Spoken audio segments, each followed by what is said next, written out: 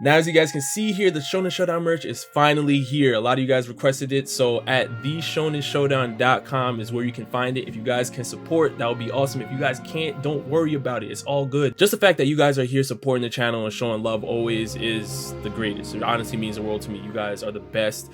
And let's just get right into it. We have a big topic today. Now, as you guys can see here, we have different big three anime from different generations. This is a tough chart, but you already know what I like to do. We gotta rank them, y'all. We gotta rank them. Now, this chart was not created by me, but we're gonna go ahead and use this chart as presently constructed. In the legendary generation big three, we have Yu Yu Hakusho, Dragon Ball Z, and Sailor Moon. Then if we look at the old generation, we have Bleach, Naruto, and One Piece. In the middle generation, we have Full Metal Alchemist, we have Hunter x Hunter, and then we have Attack on Titan. And then for the new generation big three, we have Black Clover, My Hero Academia, and Demon Slayer. Now, our job today is to rank them from worst to best. Now, we have to understand something. When we're talking about the big three anime, there's two specific things I'm looking for. I'm looking for how great the anime is, but also the impact that anime has had on the anime community as a whole. And for that reason, I'm looking at the middle generation big three, specifically to put them at number 4 on the chart. Now, hold on, relax. Before you guys click off the video, before you guys start saying, oh, you think this anime is better than the other one? No. If we look back at the chart, I have a lot of the middle generation big three actually in my top 10. When I look at an anime like Hunter x Hunter, I personally have it ranked over all of the new generation big three. But here's the deal. When we're talking about big three anime, we also have to look at the impact that these anime have had on the culture. An anime like Full Metal Alchemist had 2 iterations. You have Full Metal Alchemist and you have Full Metal Alchemist Brotherhood. Well, which one are we talking about here? I mean, we can speak on Brotherhood being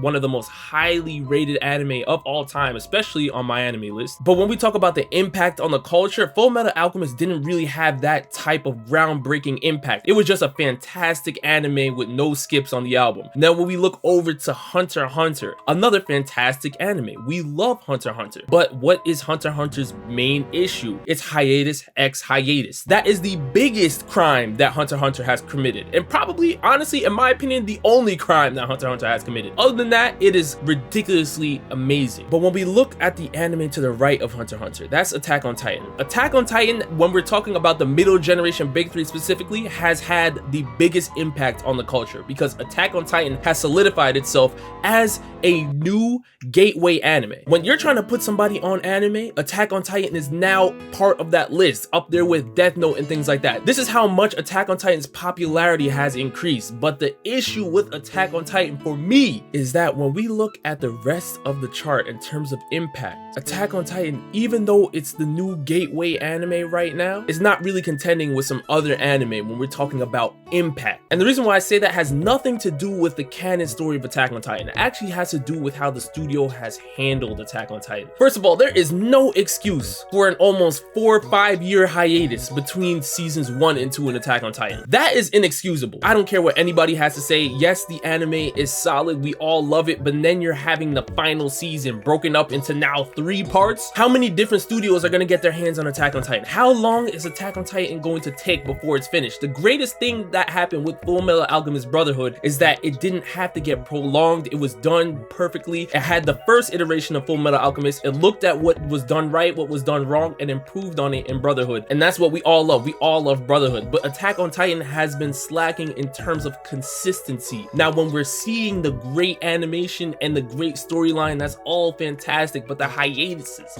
are really what's holding it back. So again, I'm not saying that the middle generation is bad. I have a lot of the middle generation anime in my top 10 or close to it, but it is the weakest big three out of all of these eras. Now I have to pick a third place generation, and this is very, very tough for me. You know what? I'm gonna go with the new generation big three at third place. Now, a lot of you guys may be asking, Rob, where's Jujutsu Kaisen? Where's Boruto? Well, I mean, who are we going to swap out for JJK? Who are we going to swap out for Boruto? I think this is a decent representation of the leaders of the new school right now, but you can make a case for JJK and Boruto if you want. Black Clover, a great anime. It happens to be my favorite anime out of the new generation big three right now. I believe the rivalry between Asta and Yuno pretty much improves upon what Naruto and Sasuke had, and I really love how the story is written, but there is an issue when it comes to impact. Black Clover is an amazing anime that does not have the impact on the new generation that it needs to have. Now, can you blame the introduction to the series with Asta screaming very loudly in the beginning episodes? Okay, I mean, you can make that a case if you want to, but I think that is a terrible case as you start to go on in Black Clover. But still is not as popular as it needs to be. When it comes to the storyline, I love Black Clover. But we all know impact matters. So Black Clover is not the reason why I'm putting the new generation at 3. We're looking at My Hero. My Hero, hands down, was the most popular new gen anime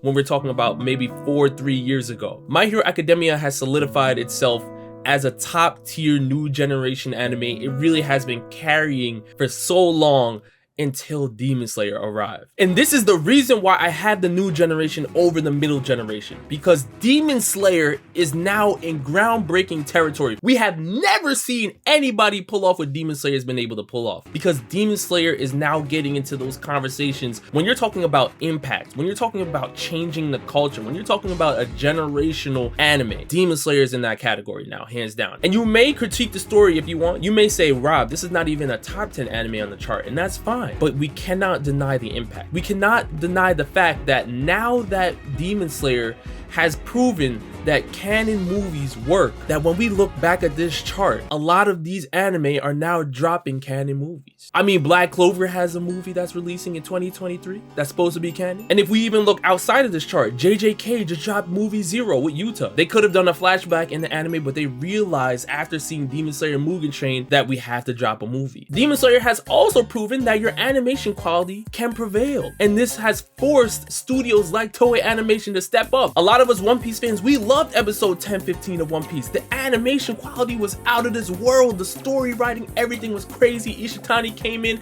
did her thing, but we all know why this happened. It wasn't just the beginning of Roof Piece or anything like that. The reason why this went down the way it went down was because Ufotable or Ufotable applied pressure with Demon Slayer. Toei has been stepping its game up because they've seen what Demon Slayer season 2 was able to pull off with the Entertainment District arc, and they said, you know what, we need to buckle down for Roof Piece. And this is the pressure that Demon Slayer has been applying on the rest of the anime industry. So now we're seeing a lot of animes really buckle down on their animation, really buckle down on those movies that they're dropping. Hopefully One Piece Film Red lives up to the hype.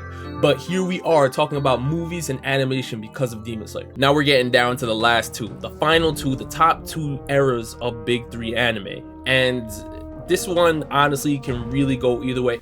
You know what? I'm lying. At number 2, I'm going with the legendary generation Big 3. As much as I love Yu Yu Hakusho and how it has one of the greatest anime openings of all time and how it laid the foundation for shows like Hunter x Hunter to thrive, Togashi is an amazing writer. We get all of that. But when we're talking about impact on the culture, Yu Yu Hakusho had decent level of impact, but it did not have groundbreaking territory, monumental, crazy impacts like a Demon Slayer. But you know what did? The anime to the right of Yusuke's face right there, you have Goku representing Dragon Ball Z. Hands down the biggest impactful anime on this entire chart, because we know Dragon Ball Z changed the game once it was introduced to the West. DBZ and Super Saiyan culture and all of these things it's ridiculous. It's solidified. Dragon Ball Z is there. It's on Pokemon levels. It's surpassing that of a lot of, you can put Naruto in the conversation a little bit, but really DBZ is up there with Pokemon when you're talking about impact. To the right of Goku, you have Sailor Moon, and I believe Sailor Moon was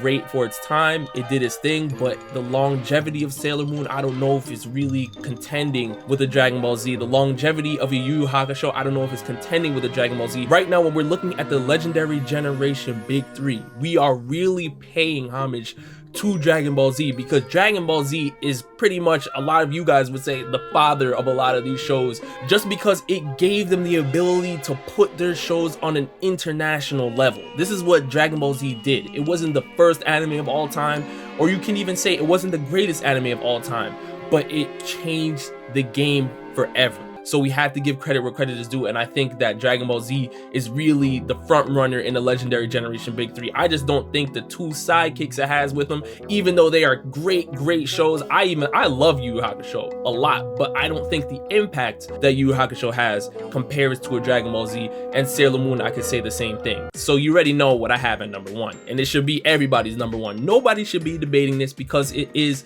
the original Big 3. We have the old generation Big 3 with Bleach, Naruto, and One Piece. Nobody should be debating this. I mean, Bleach, hands down, it's coming back. We've been waiting for Bleach forever, and I already know I gave a lot of criticism to Attack on Titan for its hiatus. I even gave a lot of criticism towards Hunter x Hunter for its hiatus, but Bleach returning has changed everything forever, because now we're gonna get to see the 1,000-year Blood War arc animated. Everybody's excited for that. Bleach fans around the world are rejoicing. You can move over to the right of Ichigo's face and you have Naruto representing Naruto and Naruto Shippuden. Crazy, obviously one of the greatest anime of all time, one of the most popular anime of all time. As I stated earlier, you can put it in Dragon Ball Z conversations when you're talking about impact on the culture. Everybody knows about Naruto, everyone knows about Sasuke, because why? They are very similar to a Goku and Vegeta, their style, their swag, how the show was portrayed. And Naruto over time slowly became the Dragon Ball Z for the new generation, and that's why everyone was able to gravitate towards Naruto so easily. And then to the right of Naruto, we have One Piece, which is the highest selling manga out of all of these anime right here, hands down. As you guys already know, One Piece is my favorite anime of all time, but that doesn't even matter because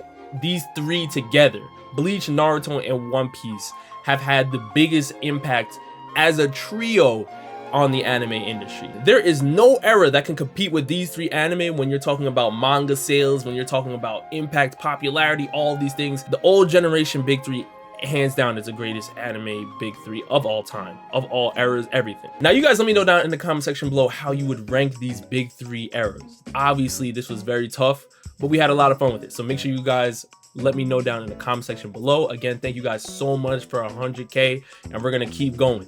With that, I'll see you next time. Peace.